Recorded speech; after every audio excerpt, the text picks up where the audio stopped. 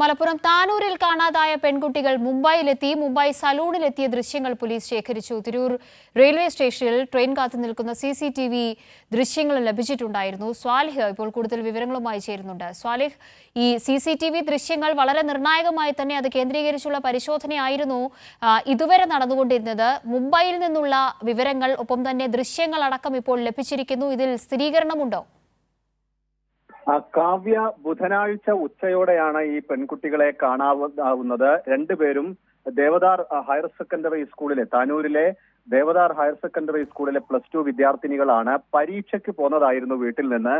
പക്ഷേ ഇവർ സ്കൂളിൽ എത്തിയില്ല എന്ന് പറഞ്ഞ് അധ്യാപകർ വിളിച്ചപ്പോഴാണ് കാണാതായ വിവരം അറിയുന്നത്. ഉടനെ തന്നെ പോലീസിൽ പരാതി നൽകുകയും അന്വേഷണം നടത്തുകയും ചെയ്തിരുന്നു.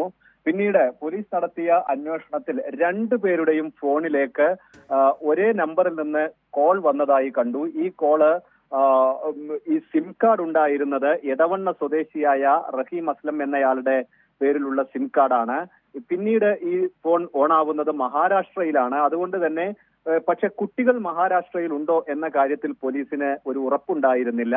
ഈ വന്ന കോൾ, ഈ രണ്ടുപേരുടെയും ഫോണിലേക്ക് വന്ന കോൾ പരിശോധിച്ചപ്പോൾ അതിന്റെ ടവർ ലൊക്കേഷൻ മഹാരാഷ്ട്രയിലാണ് എന്ന് പോലീസിന് ഇന്നലെ തന്നെ മനസ്സിലാക്കാൻ സാധിച്ചിരുന്നു. പക്ഷെ പിന്നീട് ഇന്ന് ഒരു സലൂണിൽ ഈ കുട്ടികൾ എത്തി മുടി വെട്ടുന്നതിന്റെ ദൃശ്യങ്ങൾ പോലീസിന് ശേഖരിക്കാൻ സാധിച്ചു. ഈ സലൂണിൽ എത്തിയ വിവരം പോലീസിനോട് ഈ സലൂണിന്റെ ഉടമ തന്നെയാണ് പറയുന്നത്. ഉടമയുടെ ഫോൺ വാങ്ങി ഈ റഹീം അസ്ലമുമായി ഇവർ സംസാരിക്കുകയും ചെയ്തിട്ടുണ്ട്. ഈ ഫോൺ കോൾ പോയ റഹീം അസ്ലമുമായി സംസാരിച്ചിട്ടുണ്ട്. പോലീസും റഹീമിനോട് പ്രാഥമികമായി സംസാരിച്ചിട്ടുണ്ട്. പക്ഷെ ഇയാളെ കസ്റ്റഡിയിലെടുക്കാൻ പോലീസിന് സാധിച്ചിട്ടില്ല. കുട്ടികളെയും പോലീസിന് ഇതുവരെ കണ്ടെത്താൻ സാധിച്ചിട്ടില്ല. മറ്റു മുംബൈയിലെ മലയാളി അസോസിയേഷനുകളും മറ്റുമൊക്കെ ഇതിന്റെ ഭാഗമായി ഇപ്പോൾ ഈ കുട്ടികളെ തെരഞ്ഞുകൊണ്ടിരിക്കുകയാണ്.